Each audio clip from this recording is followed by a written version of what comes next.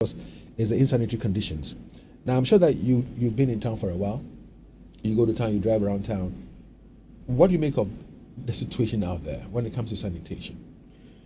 Well, David, thank you very much for the opportunity, and let me use the opportunity to extend my warm regards to your listeners. And of course, it's not only Kumasi. I think Ghana in general is battling with sanitation, and I think sanitation has been one of the key, topical issues when it comes to our national development. The issues are quite, huge in terms of the various facets or the various, sectors, if you want to consider sanitation in general, but we'll try to break it down so people understand. You started your introduction with a situation where a factory was closed down, and so that is basically, hygiene, a factory setting, making sure that, what we consume in terms of quality, it's up there or meets a certain minimum quality. People don't get infested with what we eat. But you see, that would transcend down to our behavior, okay? And so when you move around town, as you rightly put it, you might not be seeing what people are doing in their kitchens, in their homes, but the result or the output is out there for us to all see. And that is why a lot of people will tell you that when you move around town, our gutters are choked, whatever is there. It's not people telling us, it's a reality. The reality, of course, of course. And that's what we see. I mean, you wake up every morning, you see the volumes of waste that we need to and handle. The stench. Of course. I mean, once you have the waste, you are going to have the stench because the waste is made up of materials that will eventually decompose. And for us to speak to figures, we're told that the CBD generates about 200 tons of refuse on a daily basis.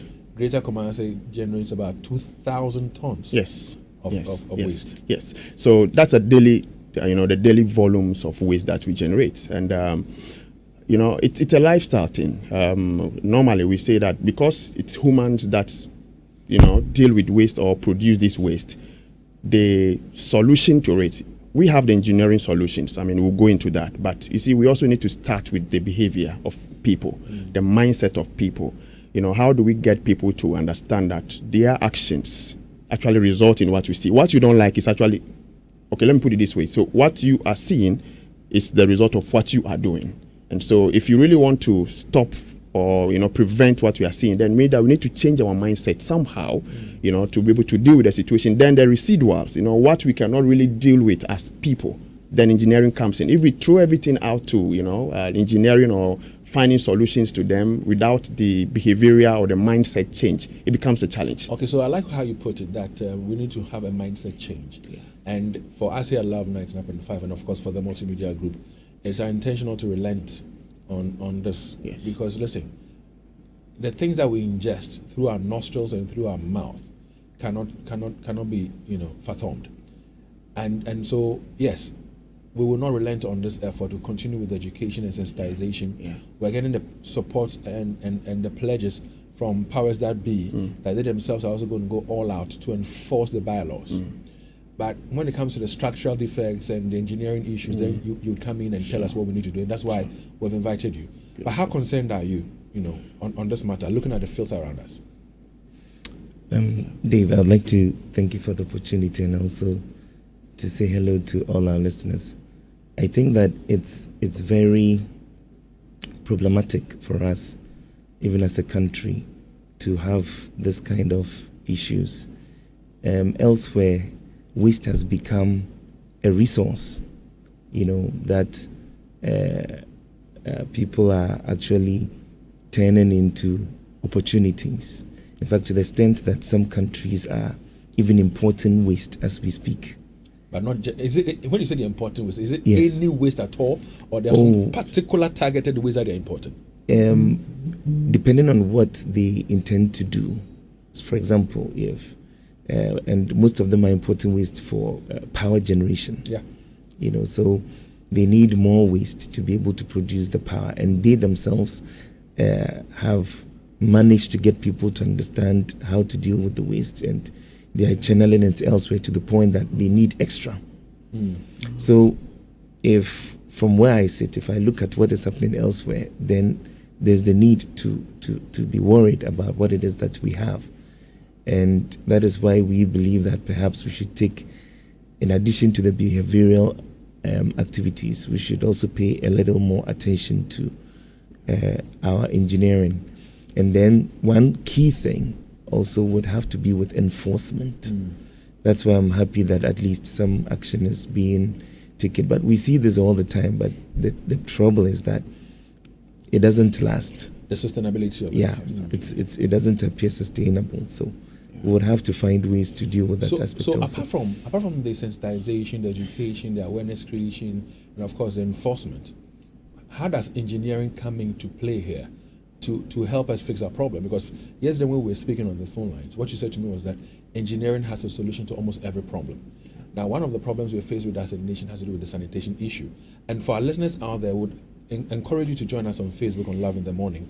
Because they say seeing is believing. If you get to see what we are battling with, then you'd also appreciate why there's the need for us to sustain it and find a lasting solution to it.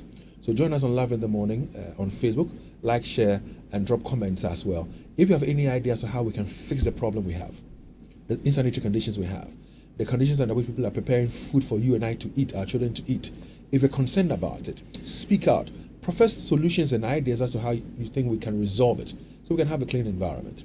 Where does engineering come in all this, Ribeiro? Okay, so I think that it would be good to talk about some of the technologies which are related to municipal solid waste and all. So, for instance, we have the plastics, and we have a lot of plastics now. We keep generating a lot of plastics, and only a small percentage of that is recycled. So recycling in itself is one of the technologies that we can use. So the recycling converts the various plastics to useful products. So we have sort of reuse of the products. So basically all the plastics, we have the ones which are from the water bottles, we have the ones which are from the pure water, we have the other ones which have the Kufuor gallons. All of those can be categorized and then recycled into other useful products. In fact, in my last discussion, the challenge, and we have people at the moment recycling and doing this, the challenge is with the raw material, because they are not getting the raw material to be able to recycle it. Or they're not getting enough of it. All right, and it is because the raw material, we don't have a systematized way of collecting it, or we have issues with the value chain. So what you're saying, if I get it correctly, has to do with the fact that one of the key things we're battling with in terms of our sanitation has to do with plastics. Yes.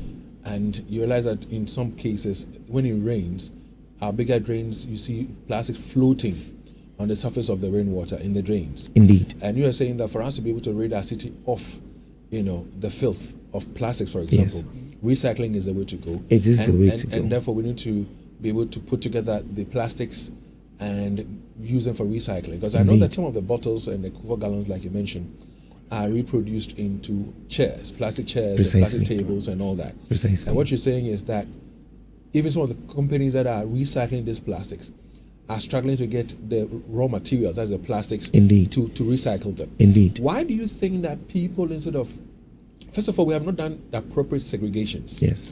And in fact, when we spoke to Mr. Kotoka of the KMA Waste Management Department, he said that even in town, they have bins available, and they say put organic here and put the plastics here, and people are not adhering to it. Now, we lump everything together, but if we're able to separate them, if we're able to let some Ghanaians get to know that as we speak, you may be home and you may not have a job, but if you're able to put together the plastics and take it to the appropriate place, you can sell those plastics, make some money, use it for some, a few things to get by. So first of all, if we want to succeed in ridding our cities of the plastics, how should we go about it?